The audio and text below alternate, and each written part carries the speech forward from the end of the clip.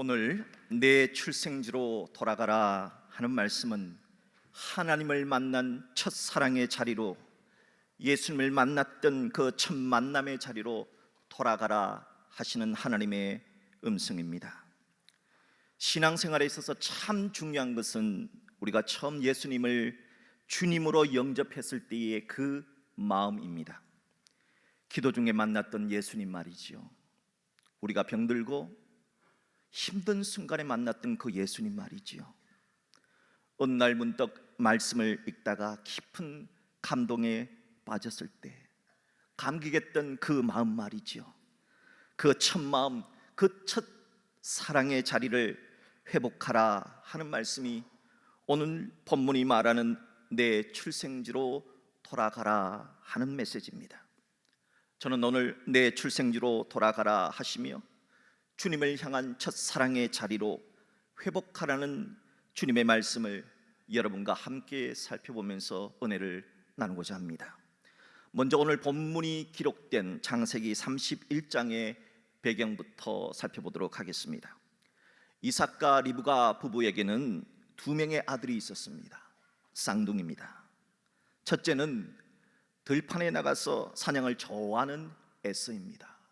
외향적인 성품을 갖고 있었습니다.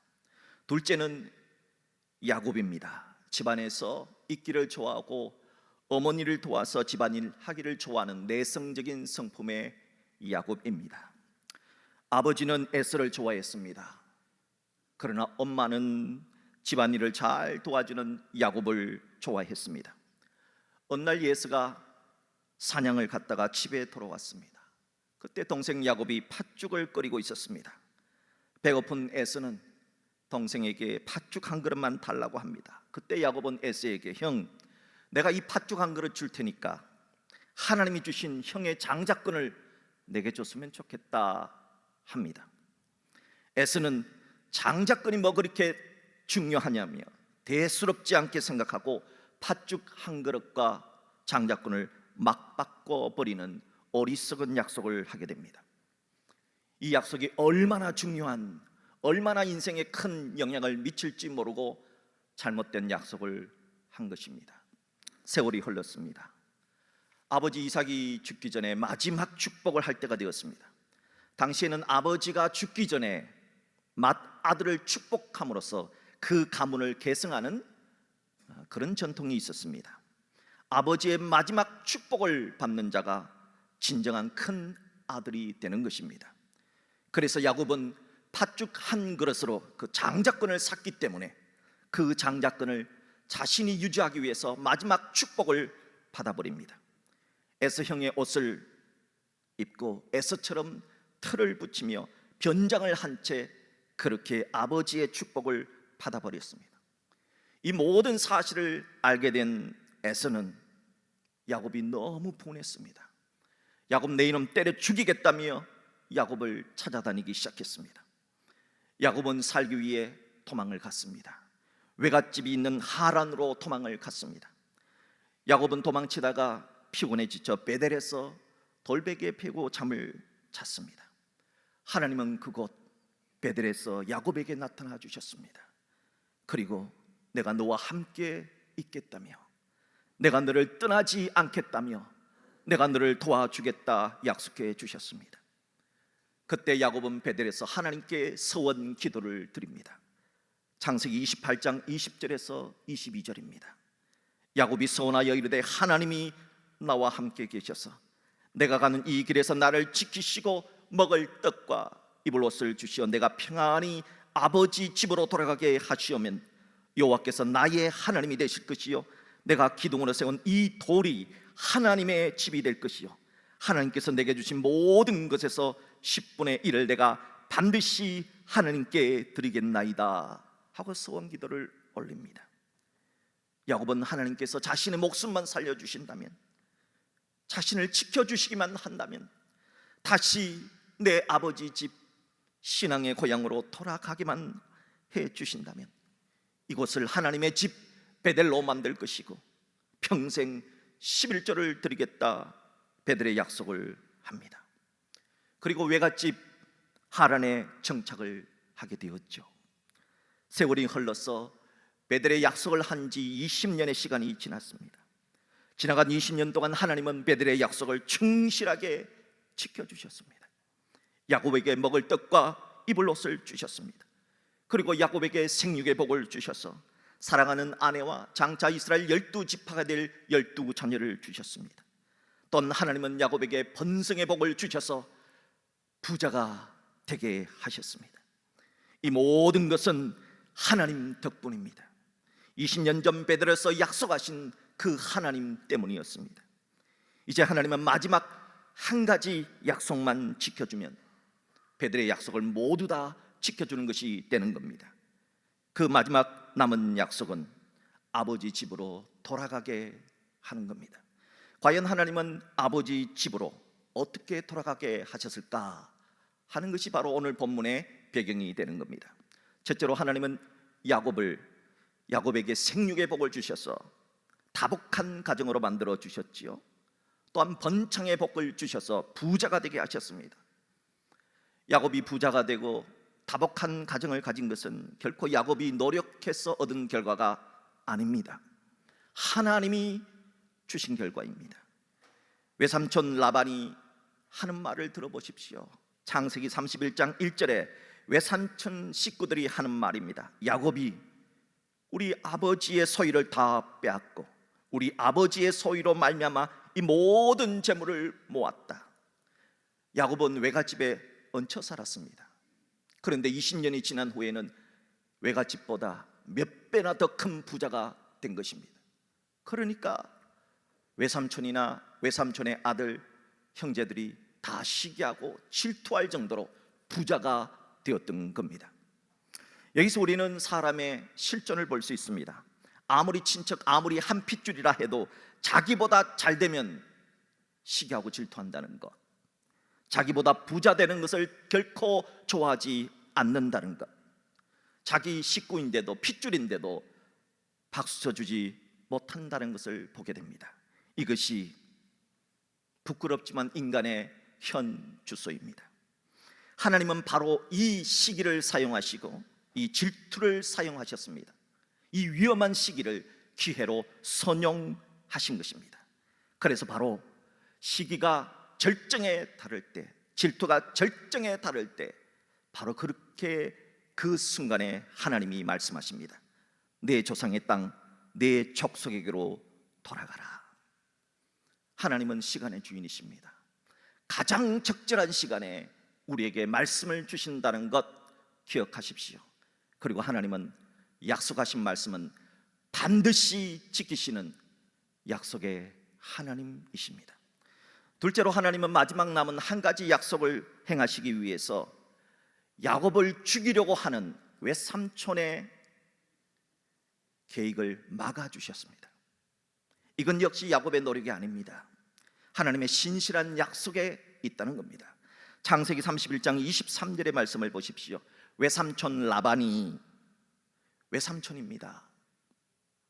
그리고 외삼촌이자 장인어른입니다. 장인이 그의 형제를 거느리고 7일 길을 쫓아가, 여러분 7일 동안 쫓아갔다는 겁니다. 길라산에서 그에게 이르렀더니, 야곱에게 이르렀더니 왜 쫓아간 줄 아십니까? 야곱 죽이려고, 자기 사위 죽이려고, 자기 조카 죽이려고, 죽여서 그 많은 재산 다시 빼앗으려고 했던 겁니다. 그러나 하나님은 이 역사 속에 개입하십니다. 라반이 야곱 일행을 죽이기 위해서 죽이려고 갔을 때 하나님은 꿈에 나타나셔서 그렇게 하지 마라 명하십니다. 창세기 31장 24절입니다. 밤에 하나님이 아람 사람 라반에게 현몽하여 이르시되 너는 삼가 야곱에게 선악간에 말하지 말라, 손대지 말라 하십니다. 라반은 꿈속에서 하나님의 경고를 받습니다. 그래서 그 다음날 야곱을 만났을 때 야곱을 공격하지도 못하고 심지어 화조차도 내지 못합니다. 하나님이 하신 겁니다. 하나님이 야곱을 건들지 말라 하셨기 때문입니다. 이렇게 하나님은 막을 것을 막아주심으로 하나님의 약속을 신실하게 지켜나가십니다. 하나님은 프라미스 키퍼, 약속을 그 누구보다도 신실하게 지키시는 하나님이십니다. 어떤 분들은 이렇게 말해요. 전능하신 하나님이 야곱에게 복을 주시려면 시기 질투가 없으면 얼마나 더 좋아요? 하나님이 야곱에게 복을 주시려면 야곱을 죽이고 재산을 탈취하려는 외삼촌 라반의 추격도 막아주시면 얼마나 좋을까요? 하는 생각을 하십니다. 그러나 만약에 그런 시기와 질투가 없었다면, 그런 위험이 없었다면 과연 야곱이, 우리와 성정이 비슷한 욕심이 많은 이 야곱이 하나님의 말씀대로 그 장소를 떠났을까요? 베델의 약속 이후 20년이 지나 부자가 된 야곱을 생각해 보십시오. 남부러울 것 하나 없습니다. 처음에 20년 전에는 어땠습니까? 살려만 주시면 그랬던 아무것도 없던 야곱이 20년 후에 부자가 되었습니다. 그리고 사랑하는 아내들과 12명의 자녀들이 생겼습니다. 어떻게 보면 성공의 자리입니다. 행복의 자리입니다. 사람들이 아무 이유 없이 그런 행복의 자리, 성공의 자리를 떠날 수 있을까요? 아닙니다. 그래서 하나님은 우리에게 일어난 고난을 사용하십니다. 우리에게 일어난 아픔과 때로는 위기를 하나님께서 하나님께로 돌아올 기회로 선용하시는 겁니다. 그것이 지금 일어나. 왜 지금이냐? 그것이 지금 일어나 이곳을 떠나서 내 출생지로 돌아가라 하시는 하나님의 메시지입니다. 그렇다면 만약 첫사랑의 자리로 돌아가지 않으면 어떻게 될까요? 요한계시록에 나오는 에베소 교회처럼 됩니다. 성경 66권의 마지막 책이 요한계시록입니다. 이 요한계시록에는 하나님께서 첫사랑의 자리로 돌아가지 않으면 에베소 교회가 어떻게 되는가 하는 것을 가르쳐준 말씀이 나옵니다. 본래 요한계시록에 나오는 에베소 교회는 정말 대단한 교회입니다. 지금 로마에 있는 바티칸 저리 가라 하는 교회입니다. 사도 바울이 개척한 교회입니다. 그리고 사도 바울의 믿음의 아들 디모데가 제1대 담임 목사로 사역했던 교회입니다.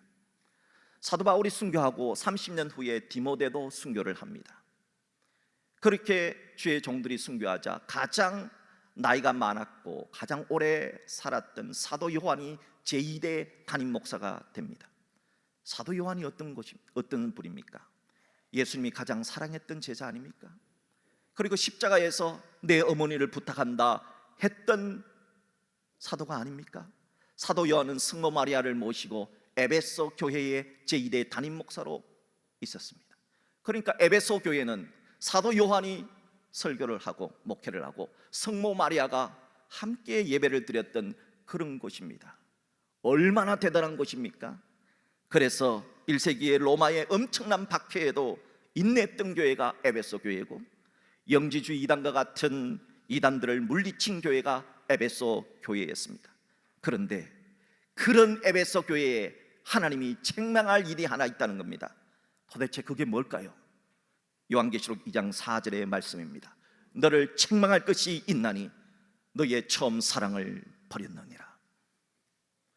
여러분, 성모 마리아가 함께 예배를 드리고 예수님의 사랑하는 제자 사도 요한이 목회를 했던 그 교회에 하나님이 경고하신 겁니다. 그리고 회개하지 아니하면 내가 내게 가서 내 촛대를 그 자리에서 옮기리라 하시는 말씀을 했습니다. 에베소 교회가 그랬다면 하물며 이 세상에 있는 다른 교회들은 어찌할까요? 사도 요한이 요한계시록의 말씀을 선포한 이후에 에베소 교회는 과연 어떻게 되었을까요? 과거에 화려했던 세월을 뒤로한 채 지금은 저렇게 교회의 대리석 기둥만이 남아 성지 순례객들만을 기다리고 있는 교회가 되었습니다. 너의 첫사랑을 버렸다 하는 주님의 경고를 무시했기에 하나님은 말씀하신 대로 에베소 교회의 촛대를 옮겨버리신 겁니다. 에베소 교회의 문제는 그 어떤 것보다 신앙생활에서 가장 중요한 넘버원은 예수님과의 첫사랑, 예수님과의 첫사랑이다 하는 것을 강조합니다. 요한복음 21장에는 바로 오늘 말씀을 아주 쉽게 이해할 수 있는 이야기가 나옵니다. 예수님이 죽었다가 3일 만에 부활했습니다. 베드로가 봤습니다. 여러분, 베드로가 예수님을 봤을 때 얼마나 행복했겠습니까? 예수님 살아나셨다, 예수님 부활하셨다, 진실로 부활하셨다. 그러면 뛰어나가서 예수 부활의 복음을 전해야 되지 않습니까? 그런데 예수님이 부활하신 후에 베드로가 그렇게 하지 않았습니다. 갈릴리에 돌아가서 고기 잡고 있습니다. 이상하지 않아요? 예수님이 부활했는데 수제자라고 하는 베드로가 예수의 복음을 전한 것이 아니라 침물에 빠져서 자포자기한 채 3년 전 예수님을 만나기 이전에 갈릴리 바다에서 고기 잡던 모습으로 돌아갔습니다. 왜 그랬을까요? 그것은 베드로가 나는 제자의 자격이 없다, 나 같은 놈은 제자 될 자격이 없다, 나는 예수님이 십자가에 못 박히기 전에 예수를 모른다고, 정말 모른다고, 진짜라고 3번이나 부인했던 사람이다. 이런 내가 제자의 자격이 있나? 아니, 없어 하는 자괴감 때문이었습니다. 그래서 예수님 만나기 이전 고기를 잡던 어부의 상태도 되돌아갔던 겁니다. 다른 제자 6명도 동일하게 고기 잡으러 낙향을 했습니다. 하지만 밤을 새워 그물을 던져도 고기가 잡히지 않습니다. 사람의 마음이 행복하지 않으면, 마음의 문제가 해결되지 않으면 일이 안 풀리잖아요. 아무리 던져도 고기 한 마리 잡히지를 않습니다. 그때 예수님께서 갈릴리 해변에 서서 제자들에게 말씀하십니다. 배 오른편으로 그물을 던져라, 그러면 고기가 잡힐 것이다. 제자들은 그렇게 말씀하는 분이 예수님인 줄 몰랐어요. 그러나 고기 잡을 수 있다니까 오른편으로 그물을 던집니다. 그랬더니 기적 같은 일이 일어났습니다. 큰 물고기가, 그물을 들 수 없을 정도로 큰 물고기가 153마리가 잡히게 된 겁니다. 고기가 잡힌 기적을 보며 그때서야 제자들은 오른편으로 그물을 던지라 말씀하신 분이 3년 전에 우리를 제자로 삼으신 바로 예수님이라는 사실을 깨닫게 됩니다. 예수님이라는 사실을 알자 베드로는 물속으로 첨벙 뛰어듭니다. 헤엄쳐서 예수님이 계신 곳까지 갑니다. 다른 제자들은 열심히 노를 지어 예수님께 갑니다. 예수님은 차가운 밤바다에서 고기 잡느라 고생한 제자들을 위해서 숯불을 피워놓고 계셨습니다. 그리고 떡과 지금 잡은 물고기를 가져다가 선수 예수님께서 제자들을 위해서 아침을 차려주셨습니다. 아침을 먹은 뒤 예수님은 베드로에게 요한의 아들 시몬아, 내가 나를 사랑하느냐? 내가 나를 사랑하느냐? 내가 나를 사랑하느냐? 3번씩이나 물으셨습니다. 그렇게 3번씩이나 동일하게 묻으신 이유는 베드로를 고쳐주시려고. 베드로가 3번 부인했잖아요. 3번 부인했던 그 베드로의 아픔과 상처를 고쳐주시려고 3번이나 물으셨던 겁니다. 그래서 베드로를 첫사랑의 자리로, 예수님을 만났던 그 첫 마음의 자리로 돌려주시려고 하는 주님의 사랑과 배려가 세 질문에 담겨져 있었던 겁니다. 베드로는 결국 주님의 그 놀라운 사랑에 감복합니다. 주님, 모든 것을 아시지 않습니까? 내가 주님을 사랑하는 줄 주님께서 아시지 않습니까? 하고 고백을 합니다. 그러자 예수님은 고백 이후에 미션, 사명을 주십니다. 내 양을 먹어라. 내 양을 먹이라고, 예수님의 양떼를 치라고 말씀하십니다. 이것이 오늘 내 출생지로 돌아가라는 하나님의 메시지입니다. 그렇다면 우리들이 야곱처럼 베드로처럼 주님을 향한 그 첫 사랑의 자리로 돌아가려면 어떻게 해야 할까요? 저는 여러분에게 2가지를 말씀드리고 싶습니다. 첫째, 우리들이 첫 마음, 첫 사랑의 자리로 돌아가려면 하나님께 서약했던, 예수님께 서약했던 말씀대로 실천하기입니다. 하나님은 오늘 창세기 31장 13절에서 나는 베델의 하나님이라 말했습니다. 베델의 하나님은 야곱이 제일 힘든 시간에, 정말 죽을 것 같은 시간에 만났던 하나님입니다. 그 하나님이 내 출생지로 돌아가라 말씀하셨기에 그 말씀대로 돌아갔던 겁니다. 갈릴리에 나타나신 예수님은 베드로가 가장 힘든 시기에 만났던 예수님입니다. 그 예수님이 요한의 아들 시몬아, 내가 나를 사랑하느냐? 3번이나 물었고 3번이나 예라고 대답했을 때 예수님의 양을 먹이라는 사명을 주셨습니다. 그래서 베드로는 천국 가는 그날까지 양을 먹이는 목자가 되었습니다. 첫사랑의 자리로 돌아가는 방법은 그렇게 복잡하지 않습니다.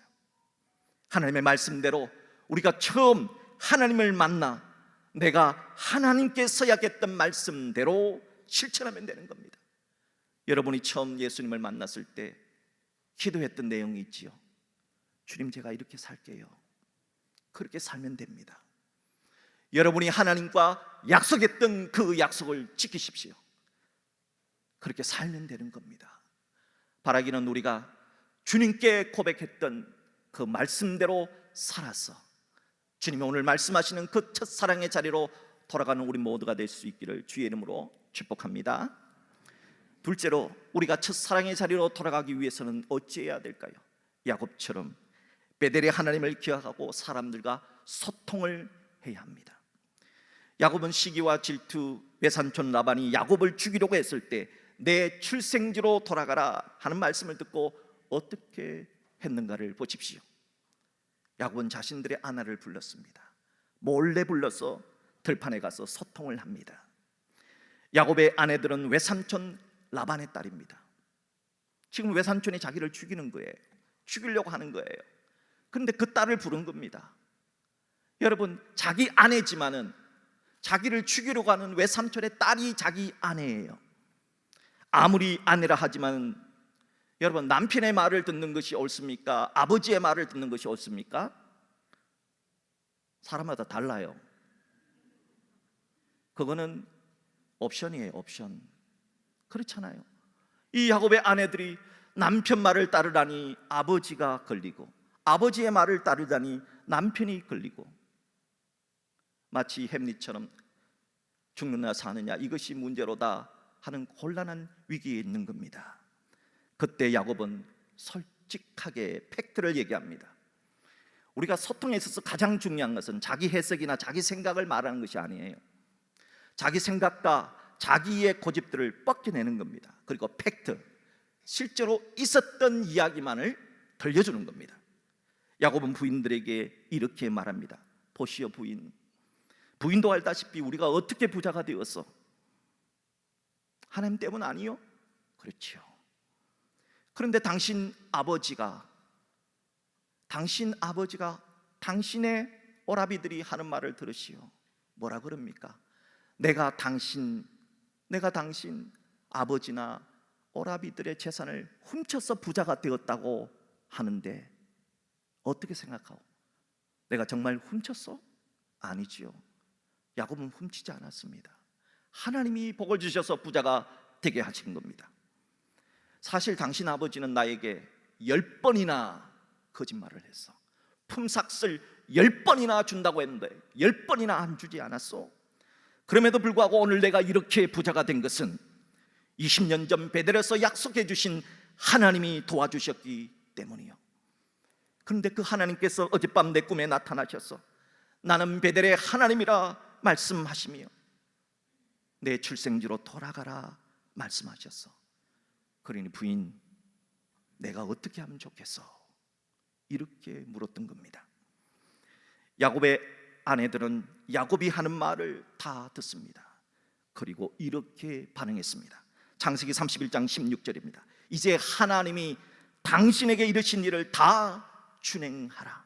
여보, 하나님 하라고 하신 대로 하면 됩니다. 이렇게 말해주는 겁니다. 분명한 의사소통은 하나님의 축복의 통로가 됩니다. 사랑하는 여러분, 우리가 의사소통을 할 때 내 생각을 제거를 해야 돼요. 내 뜻을 제거를 해야 돼요. 그리고 팩트만, 있는 사실만, 객관적인 사실만 제공을 하면 그 사람도 판단할 수 있는 능력을 가진 사람입니다. 우리가 이렇게 아름답게 소통을 할 때 우리는 하나님이 원하시는 첫사랑의 자리로 돌아갈 수 있을 것이라 생각합니다. 여러분 모두가 팩트를 말할 수 있고 여러분의 생각이나 여러분의 느낌을 말하는 것이 아니라 하나님이 나에게 있었던 일들을 그대로 잘 말함으로 우리가 첫사랑의 자리로 돌아갈 수 있기를 주의 이름으로 축복합니다.